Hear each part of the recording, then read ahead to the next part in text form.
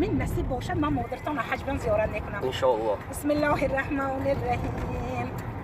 ای حاجی ها ای حاجی ها نوری الهی از شما، ای حاجی ها ای حاجی ها بوی محمد از شما.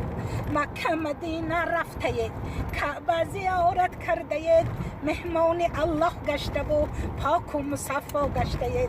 ای حاجی ها ای حاجی ها نوری الهی از شما، آبی زمزم نوشیده، مقام ابراهیم کرده، صفا مروه دویده و امر خدا را کرده. ای حاجی ها ای حاجی ها نوری الهی از شما، هر روز مسجد الحرم 5 وقت عبادت کرده، طواف کعبه کرده و قرآن تلاوت کرده. ای حاجی ها ای حاجی ها بوی محمد از شما، صحرای مینا رفته، در خیمه ها بنشسته، چون سنت پیغمبری طاعت عبادت کرده. ای حاجی ها ای حاجی ها نوری الهی از شما، جای محمد رفته، کار محمد کرده، چون محمد شما هم طاعت عبادت کرده. ای حاجی ها ای حاجی ها نوری الهی از شما، باشد قبول این حجتان نزد خدای مهربان، حاجی عبادت بانو نامتان ما آمدیم تبریکتان.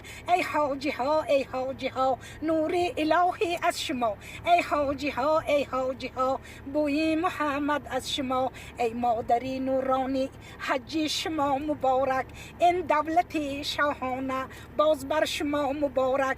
ای مادری حاجی شکر بر خدا کنید، بر فرودگاه خوجند رفتنتان مبارک، در فضای کیهانی پروازتان مبارک. 6 ساعت پرواز کرده به الله شکر گفته، در 5 دقیقه یک بار لبیکتان مبارک. پدر و باباهای ما در آرزوی آن بودن، بر شما نصیب کرده است حج اکبر مبارک. دعا کنید حاجی آیا نصیب کند بر همه، در قطاری حاجی ها در آمدنتان مبارک. ای مادری نورانی حج شما مبارک، این دولتی به آخر باز بر شما مبارک. خداوند به دعا میکنیم حجتان حج مقبول، دعاتان مستجاب، گناهتان مغفور، سعیتان سعی مشهود کند. خداوند که شایشی حجتان تیاد، پروردگار همین بچه‌ای که خوشروتانه کسب و کار، عمر و جان، مال و ایمان و نسلشان بم خدا برکت خوش کند.